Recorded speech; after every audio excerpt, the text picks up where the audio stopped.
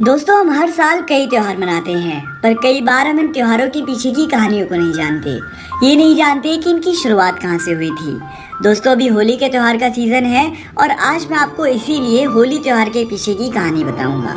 इस त्योहार को ये नाम मिला होलिका से।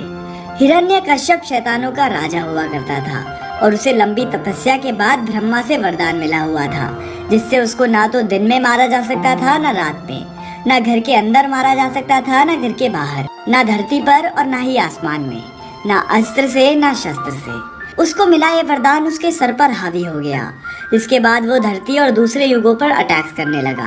वो जहाँ जाता था सबसे कहता कि वो भगवानों की पूजा करना छोड़ दें और उसी को मानना शुरू कर दें। ऐसा बहुत समय तक चलता रहा। फिर उसको एक बेटा हुआ जिसका नाम रखा गया प्रहलाद। प्रहलाद शुरुआत से ही विष्णु को मानते थे और उन्हीं की पूजा भी करते थे। जब बाहर के लोग हिरण्यकश्यप की पूजा करते और उसका खुद का बेटा ही उसकी पूजा न करता, तो इस बात से वो बहुत क्रोधित हो गया। उसने अपने बेटे को इसी के लिए धमकाना शुरू कर दिया, पर वो नहीं माना।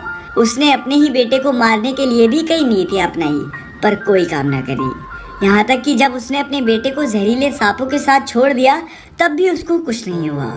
इतनी मुश्किलों और रोका टोकी के बावजूद भी प्रहलाद भगवान विष्णु की पूजा करता रहा।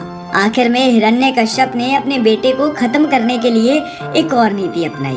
उसने अपनी राक्षसी बहन होलिका को कहा कि वो प्रहलाद को लेकर आग में बैठ जाए। होलिका ने एक चादर ओढ़ ली ताकि वो आग से बच जाए और प्रहलाद जल जाए, पर प्रहलाद के साथ विष्णु का साथ था। कुदरत की करनी तो देखो, वो चादर उड़कर होलिका से प्रहलाद पर आ गई और इसी वजह से होलिका जलकर भस्म हो गई और प्रहलाद बच गया। और इसी के बाद विष्णु ने आकर दिन और रात के बीच शाम के समय में हिरण्यकश्यप का भी अंत कर दिया।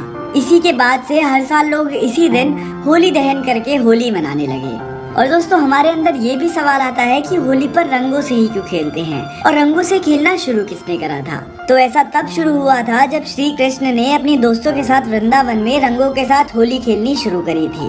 पुराने समय में रंगों को फूलों से बनाया जाता था और वो स्किन के लिए भी बहुत अच्छे होते थे, पर कुछ दशकों से इन रंगों को केमिकल से बनाया जाने लगा है, जिसके अनेक नुकसान होते हैं। दोस्तों, इसीलिए मैं आपसे रिक्वेस्ट करता हूँ कि आप केमिकल वाले रंगों का कम से कम इस्तेमाल करें। दोस्तों, होली की इस लोक कथा को अपने दोस्तों के साथ जरूर शेयर कीजिएगा और उन्हें भी पता लगने दीजिए कि होली को सेलिब्रेट करने की असल वजह क्या है। अगर आपको ये वीडियो पसंद आई हो तो आप इस वीडियो को लाइक करके हमारा मनोबल बढ़ा सकती हैं।